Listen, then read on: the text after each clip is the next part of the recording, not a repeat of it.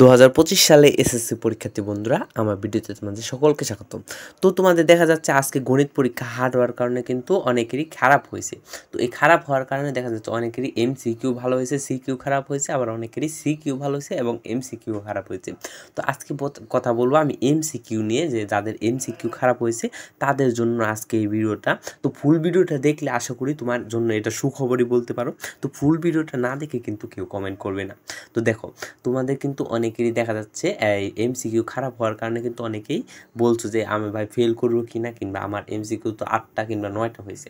দেখো, এর আগে কিন্তু আমি 2024 এবং 23 সালের কিন্তু ভিডিও ছেড়েছি এসএসসি পরীক্ষার্থীদের নিয়ে। সেখানে কিন্তু অনেকেরই দেখা গিয়েছিল যে তার 8টা কিংবা 9টা নৈবিত্তিক হয়েছে, তাও কিন্তু পরবর্তীতে সে পাশ করে এসেছে। তো সে কীভাবে পাশ করলো? তো অনেকের মনে এটাই প্রশ্ন থাকতে পারে। দেখো, তাদের ক্ষেত্রে আমি এই সেম কথাটাই বলেছিলাম, তোমরা এমসিকিউর উত্তরগুলো মিলাচ্ছ কোথা থেকে? দেখো, তোমরা এমসিকিউর উত্তরগুলো কিন্তু অনলাইন থেকে মিলাচ্ছ।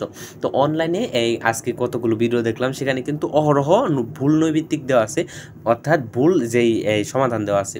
তো অনেক কিন্তু এমন উদ্ভাস আর উন্মেষের একটা আছে, সেটার খালি একটু দেখলাম সঠিক, এই যে এটা দেখতে পাচ্ছ। তো আর বাকি যেগুলো আছে সেগুলো কিন্তু একেবারে ভুল উত্তর দেওয়া। তো সেখান থেকে যদি মিলিয়ে থাকো তাহলে কিন্তু তোমার ভুল আছে। আর তোমার এই আশা করি এই মুহূর্তে এসে নৈবিত্তিক মেলানোর কোনো দরকার নেই, কারণ তুমি যদি নৈবিত্তিক এখন মিলাও তাহলে কিন্তু দেখা যাবে পরবর্তীতে তোমার মন খারাপ হবে এবং তোমার বাকি যে পরীক্ষাগুলো আছে সেগুলো কিন্তু খারাপ হবে। তো আশা করি তোমরা এই কেউ মিলাবে না, তোমার এই যেই কয়টা হয়েছে সেটা পরীক্ষার পরে গিয়ে মিলাবে।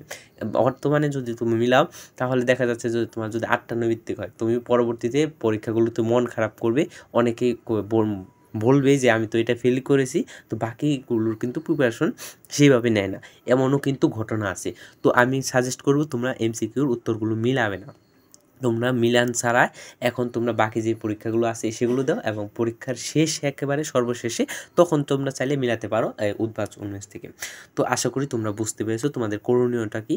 তোমরা কিন্তু অনেকেই এভাবে কিন্তু দেখা যাচ্ছে ফেল থেকেও কিন্তু পাস চলে আসতে পারে। তো এই ছিল আজকের ভিডিও। তো আশা করি তোমরা বুঝতে পেরেছো তোমাদের কি করণীয়। তো অবশ্যই সবাই চ্যানেলটাকে সাবস্ক্রাইব করে রাখবে পরবর্তী আপডেট এবং সাজেশন পাওয়ার জন্য। ধন্যবাদ।